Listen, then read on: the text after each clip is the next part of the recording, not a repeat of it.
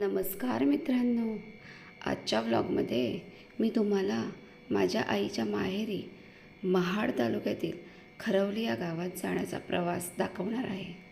तुम्ही प्लीज माझा व्लॉग पूर्णपणे संपूर्ण व्हिडिओ बघा आणि तुम्हाला जर माझा व्हिडिओ किंवा व्लॉग आवडला तर प्लीज लाईक करा आणि सबस्क्राईब पण करा माझ्या चॅनलला. महाड तालुक्यातील खरवली गावात जाण्याचा प्रवास हा आज आम्ही कारने सुरू केला आहे आणि या संपूर्ण प्रवासातले सुंदर क्षण मी कॅमेऱ्यामध्ये कैद केलेले आहेत. प्रवास करताना हायवेवर मोठी JSW कंपनी आम्हाला लागली. या कंपनीमुळे नागोठणे शहरातील लोकांना खूप मोठा रोजगार मिळाला आहे. त्यामुळे या भागाच्या विकासातही मोठा वाटा आहे. पुढे ट्रॅव्हलिंग करताना सुंदर अशी सिनेरी दिसली. नंतर आम्हाला जाताना भिशेखिंड दिसली. भिशेखिंडेमध्ये कार चालवत असताना एवढं सुंदर वाटत होतं ना वातावरण, कारण आता रस्तेही खूप छान झालेले आहेत आणि तेवढा विकासही भरपूर झालेला आहे. त्यामुळे ट्रॅव्हलिंग करताना कंटाळा मात्र असा अजिबात येत नाही. खूपच छान वाटतं. पुढे प्रवास करताना आम्ही कारमध्ये CNG भरताना सुद्धा छोटासा व्हिडिओ घेतला, कारण मला खूप आवडतं असं कुठेही गेलं की असं व्हिडिओ वगैरे घेऊन थोडंसं एन्जॉय करायला. CNG भरल्यानंतर आम्ही पुढच्या प्रवासाला निघालो.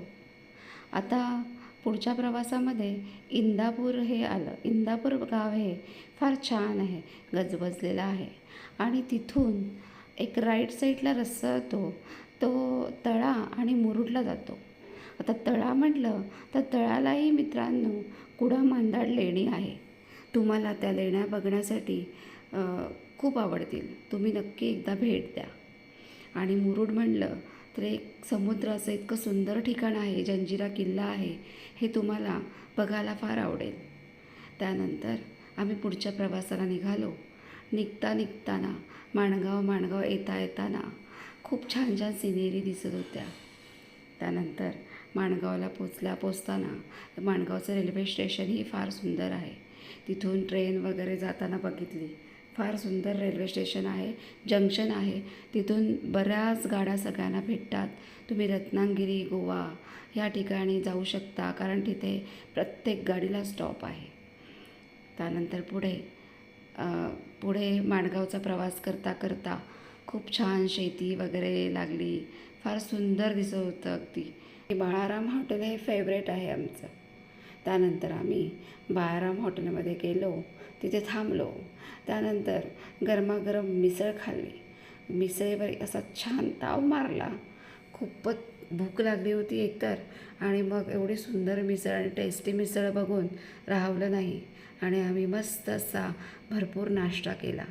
नाश्ता फारच चविष्ट होता. आणि पुढे आम्ही माणगावला गेल्यानंतर नाश्ता तर केलाच आणि खूप छान असं पुढच्या प्रवासाला निघालो. पुढे जाताना आम्हाला महाडला जाताना सावित्री नदी लागली.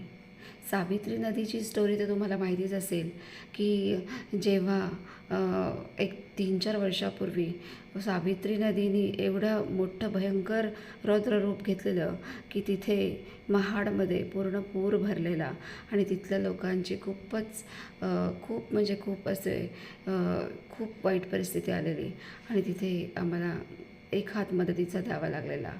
आणि आम्ही खरंच तिथे आवर्जून जाऊन 4-5 बायकांनी तिथे खूप मदत केलेली. पैसे किंवा जेवणाचं सामान वगैरे आम्ही दिलं होतं.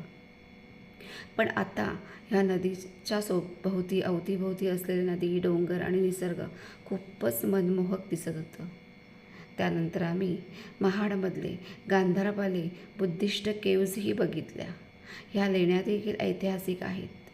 त्यानंतर आम्ही महाडला जाताना जिथे मी ग्रॅज्युएशन कंप्लीट केलं ते डॉक्टर बाबासाहेब आंबेडकर कॉलेज, इथे भेट दिली.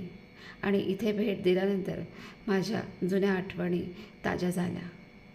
पुढे आम्ही महाड तालुक्यातील माझ्या आईच्या माहेरी खरवली गावात पोचलो. या गावामध्ये पाऊल ठेवतानाच मला माझ्या आईची फार आठवण आली, कारण माझ्या आई असताना मी या गावामध्ये एकदा गेले होते आणि फार सुंदर वाटलं या गावामध्ये. आजोबांची वगैरे आठवण आली, आजीची आठवण आली. कारण ते असताना आमच्या जागेमध्ये 10 खोल्यांचं घर होतं. पण आत्ता तिथे कोणच बघायला नाही. त्यामुळे फक्त जागा उरलेली आहे आणि जागेमध्ये आंब्याची झाडं, सागाची झाडं अशी झाडं आहेत आणि तिथे आता लोकांचा वावर फार होत आहे. पण आता आम्हाला ही जागा सेल करायची असल्यामुळे आम्ही या जागी गेलो आणि फार भरून आलं. गावातील सुंदर वातावरण, आमची जागा तुम्हाला या ब्लॉगमध्ये पाहायला मिळेल. आमच्या जागेजवळच असलेली काळ नदी देखील खूप सुंदर दिसत होती. त्यानंतर आम्ही पुन्हा महाड येथे जाऊन चौदार तळे इथे डॉक्टर बाबासाहेब आंबेडकर यांना अभिवादन केले. डॉक्टर बाबासाहेब आंबेडकर यांना अभिवादन तर आम्ही नेहमी महाडला गेल्यानंतर करतोच. पण आता खरं सांगायचं मित्रांनो तर 20 मार्च येत आहे आणि 20 मार्च या दिवशी डॉक्टर बाबासाहेब आंबेडकरांनी दलितांना पाण्याचा हक्क मिळवून दिला. चौदार तळ्याचं पाणी त्यांनी पवित्र केलं आणि त्या तिथपासून लोक तिथे लाखो लोक, करोडो लोक तिथे 20 मार्चला जाऊन बाबासाहेबांना अभिवादन करतात. तिथे जाऊन मला फार अभिमान वाटला.